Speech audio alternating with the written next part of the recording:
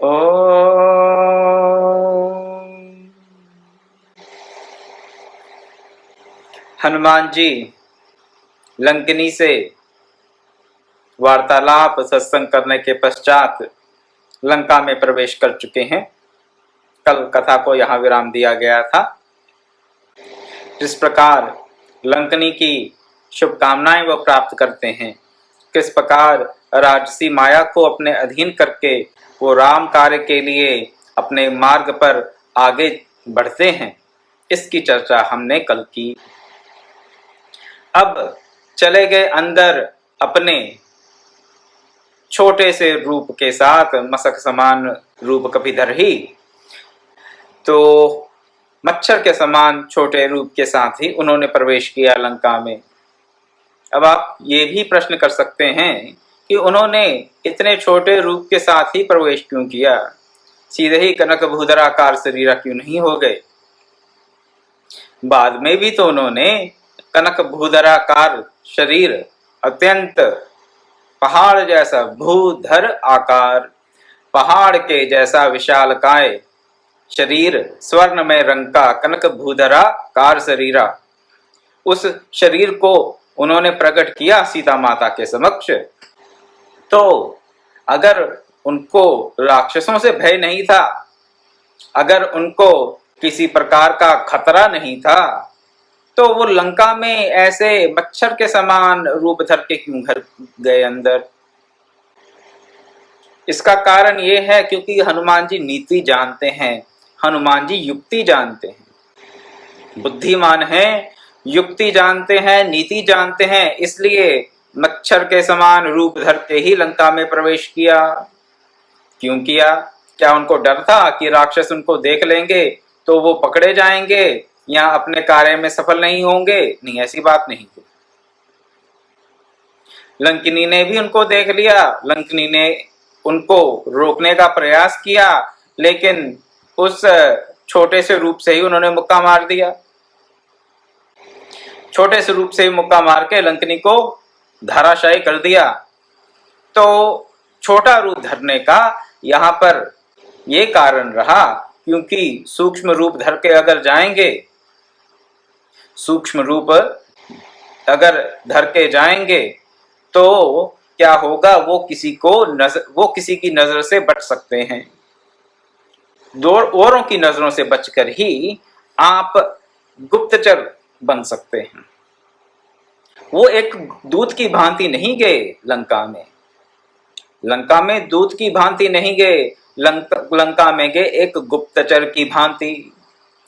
अगर योद्धा की भांति जाते तो कनक भूधराकार शरीरा के साथ ही प्रवेश करते और लंका के राक्षसों का विध्वंस आरंभ कर देते। नहीं, ये उनका ध्येय नहीं था। क्यों ध्येय नहीं था? याद कीजिए जामवंत जी ने क्या कहा था उन्हें, इतना ही जाके करो क्या, सीता की सुधि लेके आओ, तब निज भुजबल राजीव नैना, कौतुक लागी कपि सैन संग, निसारी सहचर राम सीता आनी है। तो वो सब बताते हैं कौन? जामवंत जी। अब जामवंत रूपी गुरु ने जैसी शिक्षा दी, हनुमान जी शरीर के शिष्य वही कार्य कर रहे हैं। इतना तात तुम करिए जाए, क्या कितना करो, इतना ही करो, सीता की सुधि लेकर भगवान राम को सुना दो, बस इतना ही।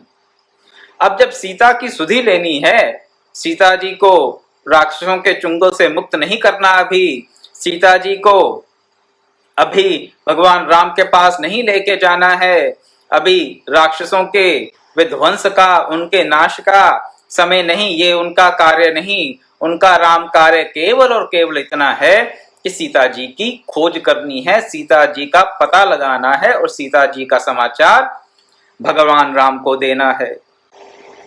तो इस कार्य के लिए सबसे उपयुक्त, मोस्ट सुटेबल फॉर्म, सबसे उपयुक्त कौन सा रूप है? एक गुप्तचर को किस प्रकार प्रवेश करना चाहिए, किस प्रकार अन्वेषण, इन्वेस्टिगेशन करनी चाहिए, डिटेक्टिव वर्क कैसे किया जाता है? क्या अपने आप को बताकर, अपने बाहुबल को बताकर, अपनी प्रेजेंस को, अपनी उपस्थिति को सबके समक्ष बतलाकर की जाती है। ये डिटेक्टिव वर्क, गुप्तचर का जो अन्वेषण होता है, जो डिटेक्टिव इन्वेस्टिगेशन होती है, वो तो हमेशा छुपकर ही की जाती है। और छुपने के लिए कैसा रूप चाहिए? छोटा रूप, मसक समान रूप कपिधर ही। इसीलिए इसका ये कारण है, हनुमान जी अपने कार्य को जानते हैं कि उन्हें क्या कार्य करना है, और उस कार्य के अनुरूप वो वैसा रूप धर लेते हैं। और एक बार जब सीता जी का पता जल जाता है, माता सीता से भेंट हो जाती है, उसके बाद क्या होता है, एकदम उनकी भूख जाग जाती है और फिर वो एकदम से विकराल रूप धारण कर लेते हैं। माता जी को भी, माता सीता को भी ये भय होता है, थोड़ी शंका हो जाती है कि अगर तुम्हारे ही समान बाकी सब वानर हैं तो राक्षसों को कैसे जीतेंगे। तो माता सीता को आश्वासन देने के लिए वो फिर बड़ा रूप धर लेते हैं। और जब उनने गुप्तचर डिपार्टमेंट का इन्वेस्टिगेटिव जो है उनकी इंटेंशंस वो कंप्लीट हो जाती हैं, once he has done all the investigations, detective investigations he is supposed to do, the secret investigation he is supposed to do, then he reveals himself in his full form. एक बार पूरा गुप्तचरी से जो उन्हें पता करना है वो पता कर चुके हैं, सीता माता की खोज हो गई, उनको भगवान राम की मुद्रिका दे दी, सब बातचीत होगी, वार्तालाप हो गया, उसके बाद फिर बड़ा रूप धर लिया। फिर कहते हैं अच्छा अब ठीक है, अब थोड़ा राक्षसों से थोड़ी बतकही, थोड़े लात घूंसे हो सकते हैं, अब कोई फर्क नहीं पड़ेगा। और वो फिर हुआ, आप सब जानते हैं, सुंदरकांड का प्रसंग है। तो अगर कोई ये सोचे कि हनुमान जी राक्षसों से डर गए थे इसलिए छोटा रूप बनाकर गए, नहीं, ऐसी बात नहीं। गुप्तचर को किस प्रकार कार्य करना चाहिए हनुमान जी भली भांति जानते हैं, इसलिए छोटा रूप धर के अपने आप को छिपाकर उन्होंने अपना गुप्तचर का अन्वेषण किया, सीता जी की जो खबर थी वो पता कर ली और उसके पश्चात आगे का कार्य आरंभ किया। तो अशोक वाटिका में जानकी जी के दर्शन हुए। भगवान राम की कृपा से उनको जानकी जी के दर्शन हुए। भगवान राम की कृपा से कैसे दर्शन हुए? भगवान राम ने ही उन्हें सीता के अन्वेषण के लिए भेजा था। भगवान राम ने ही उन्हें अपने हाथ की अंगूठी दी थी, राम नाम अंकित अति सुंदर, जिसपे राम नाम अंकित है। ऐसी अंगूठी किसने दी? भगवान राम ने स्वयं। तो भगवान ने हनुमान जी को अपने नाम की दीक्षा दे दी अंगूठी के रूप में, और जिसको भगवान स्वयं या गुरु के रूप में उपस्थित होकर भगवान जिसे राम मंत्र की दीक्षा दे देते हैं, उसको भगवती की कृपा का पात्र बना ही देते हैं। आध्यात्मिक रहस्य है इस बात का। क्या प्रसंग ये कि राम जी ने अपने हाथ की अंगूठी दी हनुमान जी को। हनुमान जी पूरी तल्लीनता के साथ अनन्य भाव से राम काज में व्यस्त हुए। राम काज क्या? सीता जी का अन्वेषण, सीता जी का पता लगाना कि वो कहां पर हैं, सीता जी की खोज। और उनके पास राम नाम की अंगूठी है, भगवान ने अपने हाथ से उतार कर दी उनको, और उस पर राम नाम अंकित है। राम नाम का दान मिला उनको स्वयं भगवान श्री राम से। भगवान श्री राम गुरु के रूप में उनको राम मंत्र की दीक्षा देते हैं, और उस मंत्र दीक्षा के फलस्वरूप तो भगवती का, इस प्रकृति का, उस महामाया का, उस अपरा प्रकृति का और परा प्रकृति का क्या करते हैं? दर्शन करते हैं। उस परा प्रकृति का दर्शन करते हैं, उस महामाया का दर्शन करते हैं। जानकी जी उस महामाया की ही एक छाया है, उन्हीं का एक स्वरूप है, ऐसा समझिए। और प्रकृति का, इस महामाया का जिसे दर्शन प्राप्त हो जाता है वो फिर कृतकृत्य हो जाता है। हनुमान जी भी यही कहते हैं, अब मैं कृत कृत्र भयूं, अब माता और तुम्हारी जो आशीष है वो अमोघ है, तब आशीष अमोघ मिथ्या था। तो हम गुरु से मंत्र दीक्षा प्राप्त करें और फिर कर्म योग से, कर्म योग क्या कि जो करना है भगवत सेवा की भाव से करना है, यही कर्म योग है, यही भक्ति योग है। सेवा के भाव से कर्म में, सेवा की भावना से कर्म में प्रवृत्त हो, किसी प्रकार की कामना से कर्म में प्रवृत्त ना होकर कर्मों को केवल भगवत सेवा के रूप में करें, भगवान राम का कार्य समझ के करें और राम नाम हमारे पास सदा सर्वदा रहे मन में। क्या कहा जाता है, हनुमान जी ने कहाँ अंगूठी डाली थी भगवान राम की? जब समुद्र पार कर रहे थे तो प्रभु मुद्रिका मेले मुख माही, जलधि लांगी गए अचरज नाही। तो मुख में डाल रखी थी। क्या आध्यात्मिक अर्थ है इसका? ये कोई कार्टून कैरेक्टर नहीं है, कोई सुपर, ये जो और भांति भांति के सुपर हीरो होते हैं, ये केवल उतनी ही बात नहीं है यहाँ पर। ठीक है, बच्चों को ये चरित्र अच्छे लगते हैं, आकर्षित होते हैं हनुमान जी के चरित्र के प्रति, अच्छी बात है, लेकिन हम बड़े तो इसके आध्यात्मिक अर्थ को समझें और केवल इसको एक कथा मात्र समझकर, सुनकर बस सुनकर खुश ना हो जाएं, सुनकर अपने आप को कृत्य ना समझें, इसके आध्यात्मिक अर्थ को समझें। राम नाम से अंकित जो मुद्रिका थी वो हनुमान जी ने अपने मुख में डाल रखी थी। प्रभु मुद्रिका मेले मुख माही, जल्दी लांगे के अचरज नाही। तो मुख में क्या होना चाहिए? राम नाम। और शरीर से क्या हो? राम काम, राम कार्य करें अपने शरीर से। भगवत सेवा में अपनी इंद्रियों को लगाएं और अपने मन को अपने मुख में राम नाम जपते रहें, तो भगवती सीता की कृपा अवश्य प्राप्त होगी। फिर हम कृतकृत्य हो जाएंगे। कृतकृत्य कब हुए हनुमान जी? जब भगवती सीता का आशीर्वाद मिला, भगवान के दर्शन हुए प्राप्त उनको, हनुमान जी को। भगवान राम ने हनुमान जी को अपने चरणों की सेवा भी दी, राम कार्य में भी लगा दिया, लेकिन हनुमान जी ने तब तक अपने आप को कृतकृत्य नहीं माना जब तक भगवती सीता का आशीर्वाद उनको प्राप्त नहीं हुआ। तो हनुमान जी के इस सीता अन्वेषण से हमें यही सीखना है, काम करें भगवान का, नाम लें भगवान का, और फिर भगवती हमें आशीर्वाद देगी ही। इस प्रकृति का पार हम फिर पा ही जाएंगे, इसमें कोई संशय नहीं।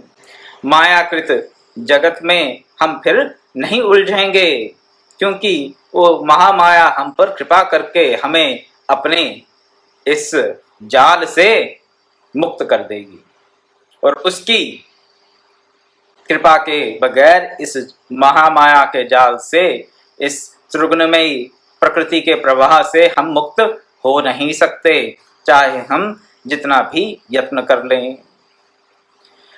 तो सीता जी से भेंट हुई और फिर उन्होंने क्या किया? आश्वासन दिया सीता जी को कि हम आएंगे, प्रभु श्री राम आएंगे, कुछ ही दिनों की बात है, आप धैर्य रखें और फिर राक्षसों को मारकर आपको भगवान स्वयं आकर लेके जाएंगे, इसमें कोई संशय नहीं। अशोक वाटिका में दर्शन करने के पश्चात अशोक वन को उजाड़ देते हैं, अक्षय कुमार को मार देते हैं, ब्रह्मास्त्र से अपने आप को बांध लेते हैं, अपने आप को स्वयं ही बांध लेते हैं। हनुमान जी पर किसी भी प्रकार का अस्त्र शस्त्र काम नहीं कर सकता, हनुमान जी पर किसी भी प्रकार के माया का प्रकोप नहीं हो सकता, हनुमान जी पर अग्नि, वायु, पृथ्वी, जल आदि का भी कोई प्रभाव नहीं पड़ता।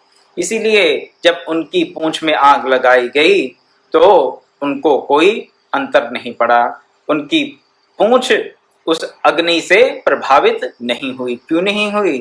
क्योंकि बचपन में, आपको याद करा दूं, कुछ दिन पहले ये प्रसंग आपके सामने रखा था कि हनुमान जी जब मूर्छित हो जाते हैं सूर्य देव की तरफ जाते जाते और इंद्र वज्र से आघात करता है हनुमान जी की ठुड्डी पर, तो हनुमान जी मूर्छित हो जाते हैं। मूर्छित हो जाते हैं तो वायुदेव जो कि हनुमान जी के पिता हैं वो अत्यंत कुपित हो जाते हैं। कुपित होकर वायुदेव अपना प्रवाह रोक लेते हैं। अब प्राण वायु रुकने से क्या हो रहा है, सबकी जान निकली जा रही है। प्राण वायु रुकने से सबकी जान निकली जा रही है।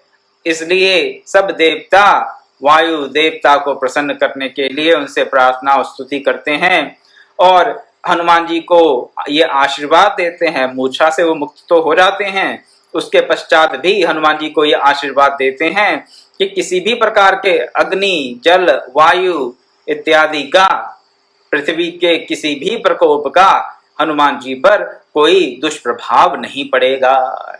तो इसलिए ना हनुमान जी जल में डूब सकते हैं, ना अग्नि उन्हें जला सकती है, ना ही ब्रह्मास्त्र उसे उन्हें बांध सकता है और ना ही वज्र के आघात से उनको कोई क्षति पहुंचाई जा सकती है।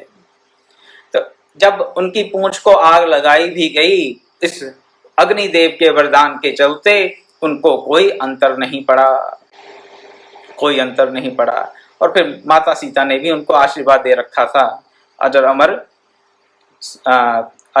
तुम अजर अमर हो जाओ और तुम्हें किसी भी प्रकार की कोई भी कष्ट ना आवे, किसी प्रकार की कोई भी विपत्ति तुम पर भारी नहीं पड़ेगी और तुम सदा सर्वदा राम कार्य में अपने जीवन को व्यतीत करो।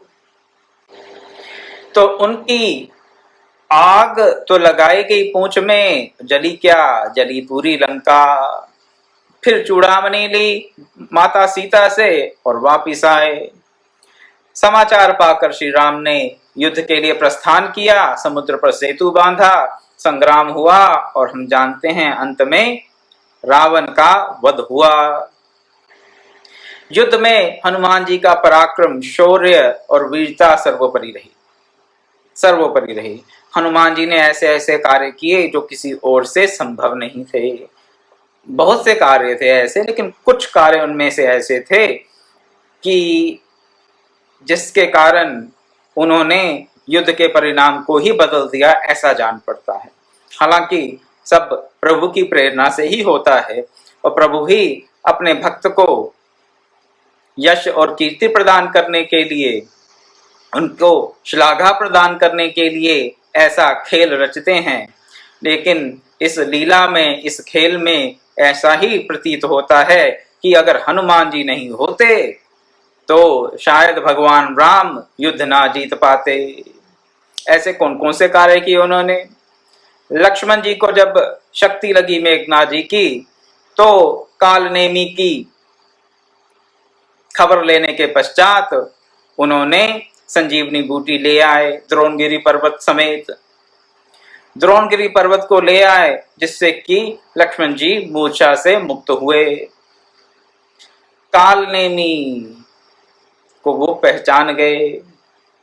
शक्ति थी, युक्ति थी और मगरमच्छ के रूप में वहां पर जो अप्सरा थी उसने हनुमान जी को बता दिया था ये कालनेमी दुष्ट है, ब्राह्मण के वेश में है, एक संत के वेश में है, लेकिन ये अत्यंत दुष्ट है, इससे तुम बच के रहना।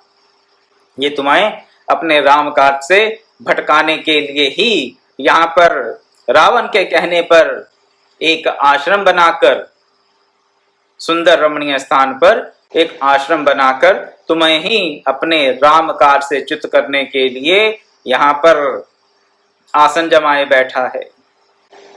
देखिए, बात यह है कि भक्ति के मार्ग पे, राम काज के मार्ग में बाधाएं आती ही हैं। जो दुष्ट हैं, दुष्ट प्रकृति के व्यक्ति हैं, आसुरी भाव को प्राप्त हो रहे हैं जो बारंबार, और जिनका दुष्कर्मों में ही मन रमता है, उनको राम का काम करते हुए, राम काज करते हुए कोई भाता नहीं।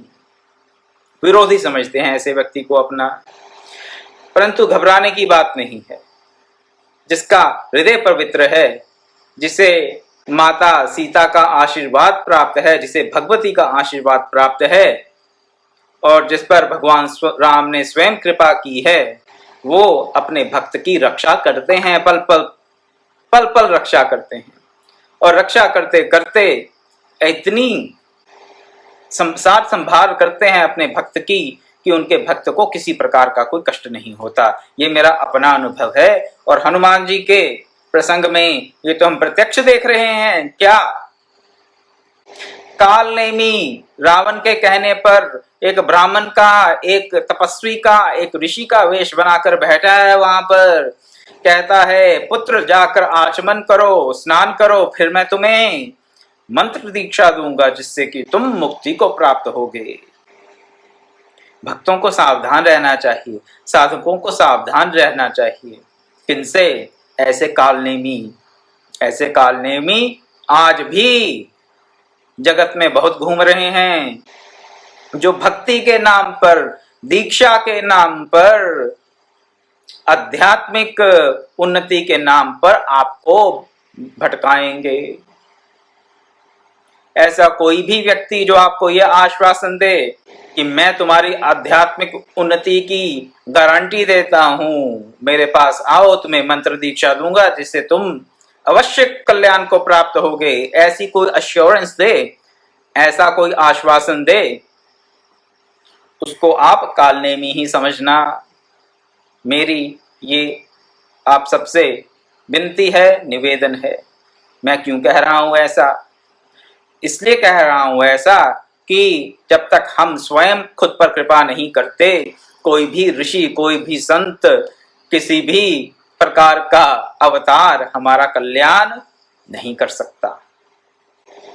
कल्याण का मार्ग दिखा सकता है गुरु आपको एक झलक दिखा सकता है कि वो परमानंद किस प्रकार प्राप्त किया जा सकता है, उसका मार्ग, उसकी विधि बता सकता है, लेकिन करना आपको स्वयं है।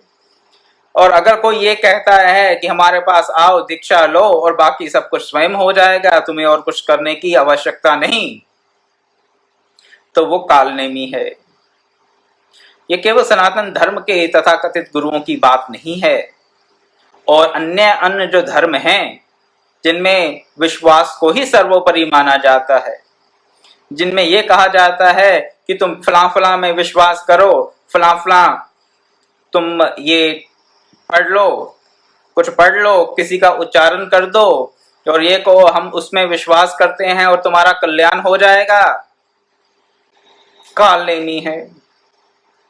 और तथाकथित गुरु भी जो कहते हैं हमारे पास आओ तुम्हारा कल्याण निश्चित है, वो भी कालनेमी है। ये मैं आपको फुल गारंटी के साथ कह सकता हूं। क्यों? क्योंकि कोई आपका कल्याण तब तक नहीं कर सकता जब तक आप स्वयं ही अपना कल्याण न करना चाहें। और इस प्रकार की आध्यात्मिक तथाकथित आध्यात्मिक उन्नति की आश्वासनों के चलते, प्रलोभन के चलते, जनमानस भक्ति के नाम पर, जनमानस आध्यात्मिक उन्नति के नाम पर, योग के नाम पर, ब्रह्म ज्ञान के नाम पर कालनेमियों के चंगुल में फंसता चला जा रहा है। ये हमें बारंबार देखने को मिलता है, आप भी देखते हैं। मुझे कहने की इसमें और कुछ आवश्यकता है नहीं। लेकिन हनुमान जी को किसने बचाया वहां पर? भक्त हमेशा स्वयं सावधान रहकर अपनी रक्षा कर ले, ऐसा संभव नहीं। ये आसुरी माया बहुत प्रबल है, ये आकर बार बार पकड़ लेती है। लेकिन जिस भक्त का हृदय निर्मल है, उस भक्त के लिए भगवान कोई ना कोई दूत अवश्य भेज देते हैं उसकी रक्षा के लिए। उस भक्त को, निर्मल हृदय के, सरल हृदय के भक्त को भगवान बचाते हैं, अवश्य बचाते हैं। लेकिन जिनके हृदय में प्रलोभन आ जाएगा, किसी प्रकार का लालच आ जाएगा कि हाँ यहां जाने से तो बहुत लाभ हो जाएगा, चलो यही कर लेते हैं, जिसके हृदय में प्रलोभन आ जाएगा उसका मन निर्मल नहीं है। निर्मल मन जन सो मोहि पावा, मोहि कपट छल छिद्र न भावा। कपट आ गया मन में। कपटी गुरु के पास कपटी शिष्य ही पहुंचते हैं। कड़वी बात बता रहा हूं आपको। लोग कहते हैं गुरु कपटी थे, मैं कहता हूं कपटी गुरु के पास कपटी शिष्य ही पहुंचते हैं। कपटी शिष्य किसी प्रकार का कपटा, मैं ये नहीं कहता कि वो निरे कपटी हैं और दुष्ट हैं, ऐसी बात नहीं, लेकिन हमारे मन में किसी प्रकार का लालच प्रलोभन आ जाता है जिसके चलते हम ऐसे कपटी गुरुओं के चंगुल में फंस जाते हैं। अन्यथा क्या होता है, अगर भक्त का, साधक का हृदय निर्मल है तो इस बात की गारंटी है, इस बात की पूरी गारंटी है कि भगवान उनको ऐसे कालनेमी, जैसे कालनेमी सरीखे दुष्टों से बचाते हैं। कभी मगरी के रूप में, मगरमच्छ के रूप में कोई अप्सरा आकर उनको बचाएगी, कभी कोई और राह चलता व्यक्ति उनको कुछ कह जाएगा जिससे कि वो सतर्क हो जाते हैं। भगवान अपने भक्तों की रक्षा करते हैं, इसमें कोई संशय नहीं, लेकिन जब तक हम अपनी बुद्धि लगाते रहेंगे, अपने कपट का बाना बुनते रहेंगे, तब तक हमें इस जगत में कपटी लोग अपने चंगुल में फंसाते रहेंगे, हम बार बार पतन को प्राप्त होते रहेंगे। इसलिए अपने मन को निर्मल रखें और भगवान से उनकी कृपा को निरंतर मांगते रहें, निरंतर भगवत कृपा की याचना करें, मन को निर्मल रखें, किसी प्रकार का कपट ना हो, छल ना हो, किसी प्रकार का छिद्र ना हो, तो भगवान गुरु अवश्य हमारी रक्षा करते हैं।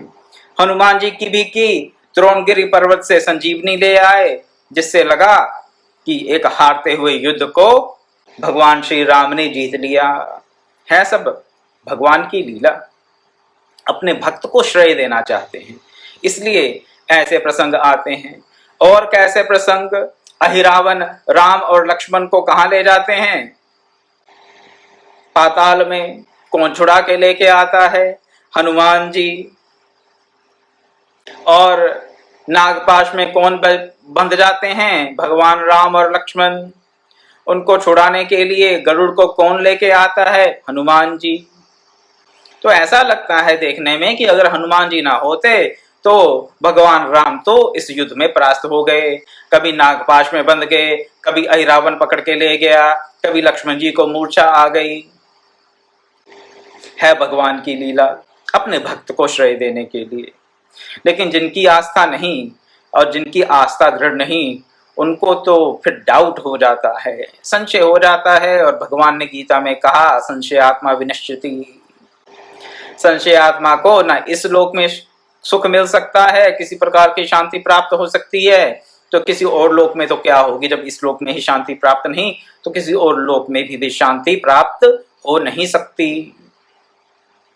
इसलिए ऐसी घटनाओं को देखकर मन में संशय ना लाएं। जो सगुण भक्ति है, सुगम तो है लेकिन बहुत सरल नहीं है, सुगम है। निर्गुण भक्ति से सगुण भक्ति सुगम है, लेकिन इसमें कंफ्यूजन के बहुत चांसेस हैं। गरुड़ जी को भी कंफ्यूजन होगी, गरुड़ जी को भी शंका हो गई, इसलिए काकभूषुंडी के पास गए थे वो। गरुड़ जी को क्या शंका हो गई? कैसे माया व्यापी गरुड़ जी को?